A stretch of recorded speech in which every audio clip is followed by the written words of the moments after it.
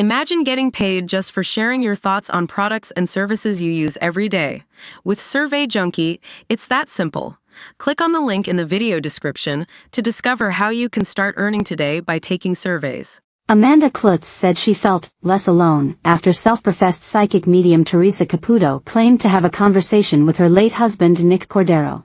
The 42-year-old talk show host was a guest on Monday's episode of Theresa Caputo, Raising Spirits, Spirit to the Stars, that featured Caputo, 57, channeling late family members of celebrities.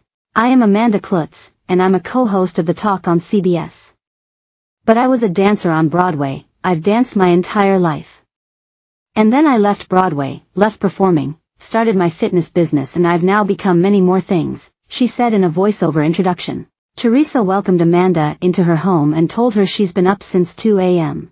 Today I am so excited because I'm reading Amanda Kloots, but I am approaching this reading a little differently because I do know that unfortunately her husband passed away, Theresa told the camera. She told Amanda, "So at 2 a.m. your husband decided to wake me up." "Yup, that doesn't shock me," Amanda said with a laugh. "Okay, he kept telling me that I need to prepare and that we have to rehearse.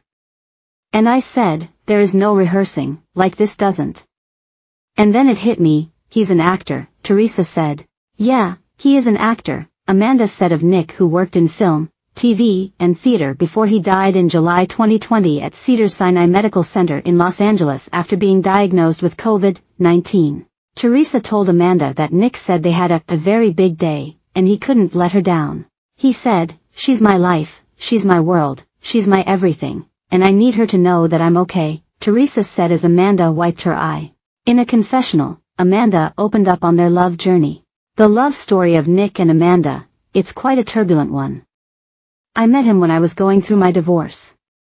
We met while we were doing a Broadway show here in New York City. He was also kind of going through a breakup, so we were both damaged a little bit and needing a friend, and that's what we started out as friends," Amanda said. She added, "Nick is easy to brag about. He was so loving and caring. He was a man of his word. He was a wonderful and best husband. And you know, I wish I could have seen him more as a dad, but for the little bit he was a dad, he was the best father as well." Nick and Amanda welcomed son Elvis in June 2019 and their boy turned 5 on Monday. Theresa said that Nick told her the number 3 was big for them, and she asked Amanda how she connects with the number 3. "We got married on the 3rd, September 3rd. And we were married for 3 years, we had 3 years together," Amanda said. "He just said to me, 'She's the strongest woman that I ever met,'" Theresa said. Amanda grew emotional and wiped away tears. "I literally just heard him say, 'I never thought that my son would have to grow up without his dad.' He said, 'I never thought that my child would miss out on a dad the way I did with my dad.'" "Is his dad departed as well?" Theresa asked. "His dad died, but they just didn't have a great relationship growing up," Amanda said tearfully. Amanda in a confessional told how Nick died on July 5, 2020, from repercussions of COVID. Nick got sick really early in COVID, March 2020, and he was immediately taken into the hospital on oxygen and then went on a ventilator pretty quickly after that, Amanda said. Theresa told Amanda that Nick kept showing her scenes of and glimpses of the last days of his life here.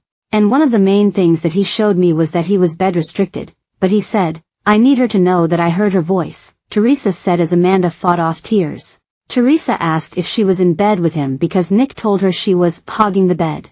"I couldn't move him, he was heavy," Amanda said. "And he was not conscious at that point, correct?" Theresa asked. "No," Amanda said. "So, know that your husband knew that you were holding him and laying with him as his soul left the physical body," Theresa said.